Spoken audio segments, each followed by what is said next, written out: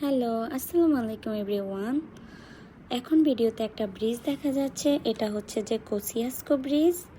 এটা নিউ ইয়র্কের মধ্যে অবস্থিত। এই ব্রিজটা আমার অনেক বেশি ভালো লাগে বিকজ এটাতে 7টা কালার হয়।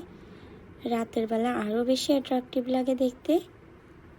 অনেকে আবার বলবে যে গাড়ি এত স্লো যাচ্ছে কেন।